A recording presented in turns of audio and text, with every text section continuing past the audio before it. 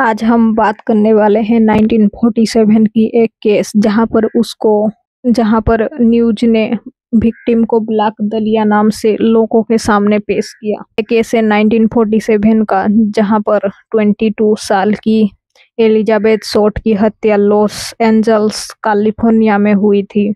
Elizabeth को acting बहुत पसंद थी, जिस वजह से वो एक्टिंग करने के लिए हॉलीवुड आई थी। 15 जनवरी 1947 को उनका शव एक खाली प्लॉट में मिला, जिसमें लेमार्ट पार्क के पास देखा गया। उनका शव को 2 टुकड़ों में काटा हुआ था और शरीर पर कोई घाव के निशान नहीं थे। इस हत्या की ब्रूटलिटी ने मीडिया और पब्लिक को ही चौंका दिया। आखिर ब्लैक दलिया नाम क्यों चुना गया?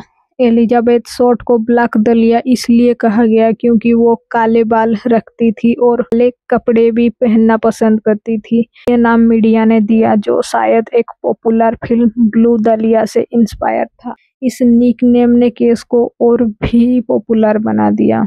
एलिजाबेथ शॉर्ट का जन्म हुआ था 29 जुलाई 1924 को बोस्टन, मैसाचुसेट्स में। वो 5 बहनों में से एक थी और उनका बचपन मिडिल क्लास परिवार में बीता।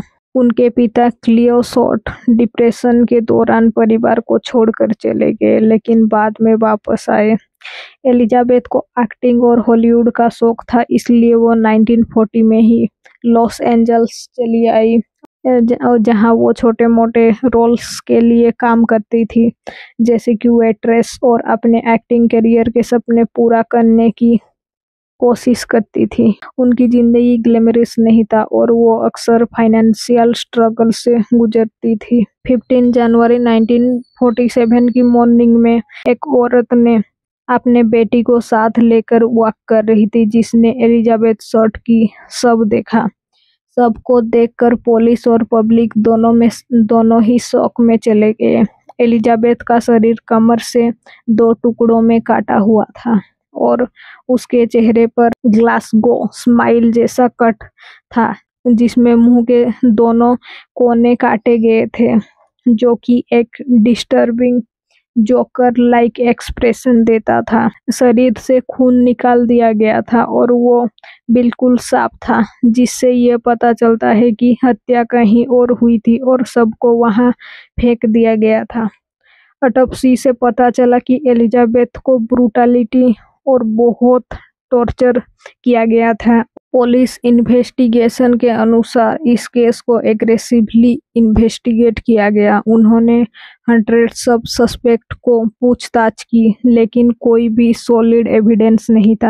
डॉक्टर जॉर्ज होडल, एक प्रोमिनेंट डॉक्टर जिसे बाद में उनके बेटे ने सस्पेक्ट किया। जॉर्ज होडल का नाम 2000 में ज्यादा डिस्कस हुआ जब उनके बेटे स्टीव होडल ने एक बुक लिखी, जिन्होंने अपने पिता को ब्लैक दलिया का किलर बताया। रॉबर्ट मैनली, एलिजाबेथ का एक बॉयफ्रेंड, जो आखिरी बार उन्हें जिंदा देखा था, लेकिन उसके खिलाफ कोई भी एविडेंस ना मिलने के कारण वो भी छूट गया। वाल्टर बेली, एक सर्जन जिसका ऑफिस लेमार्ट पार्क के पास था और जिसकी पर्सनल लाइफ भी बहुत मिस्टीरियस थी।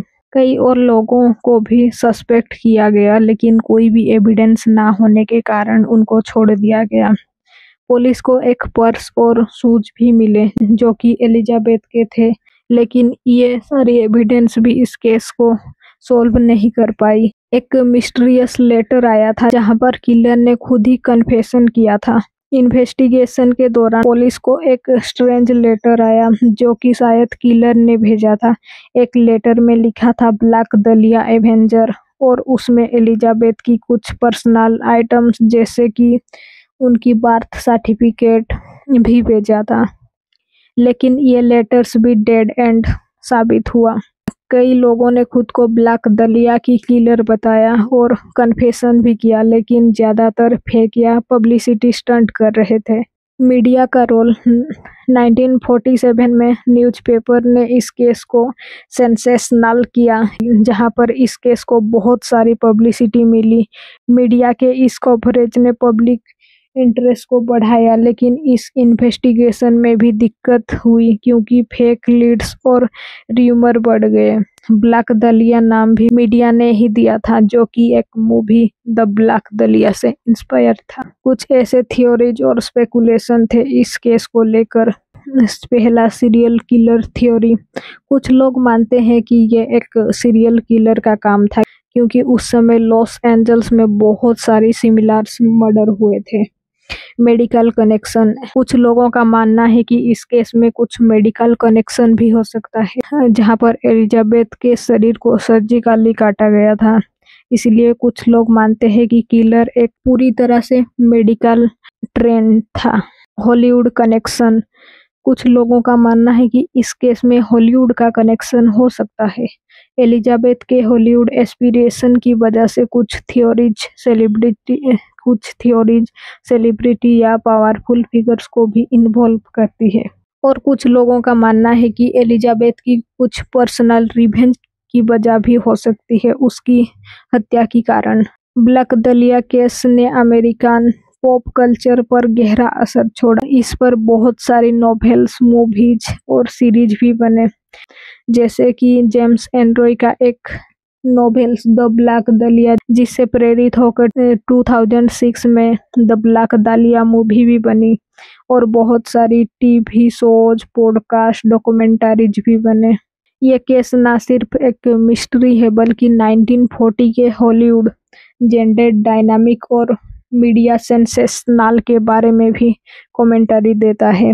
इंटरनेट के ज़माने में रेडिट फोरम्स में इस केस को लेकर बहुत लोग बात करते हैं। आज के टाइम में फोरेंसिक टेक्नोलॉजी जैसे कि डीएनए एनालिसिस के बावजूद ये केस अनसॉल्व्ड है।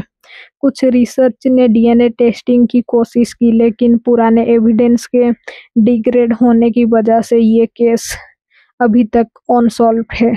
यहाँ पर जॉर्ज ओडेल वाली थ्योरी सबसे पॉपुलर है, लेकिन वो भी कंट्रोवर्सी से घिरी हुई है। ब्लैक दलिया केस लोगों को इसलिए अट्रैक्ट करता है क्योंकि ये एक परफेक्ट स्टॉर्म था। एक ब्रूटल मर्डर, एक मिस्टीरियस विक्टिम, हॉलीवुड का बैकड्रॉप और अनसॉल्व्ड पजल। एलिजाबेथ शर्ट की जिंदगी और मौत एक तरह से 1940 के अमेरिका का रिफ्लेक्शन है, जिसमें ग्लैमर और डार्कनेस दोनों एक साथ थे। ये थी ब्लैक दलिया केस की डिटेल्स। अगर आपको अच्छा लगे तो लाइक, शेयर, सब्सक्राइब करें और कमेंट में करें और किस केस की आपको डिटेल्स चाहिए। और वीडियो बनाने की कोशिश मेरी तरफ से जारी रहेगी।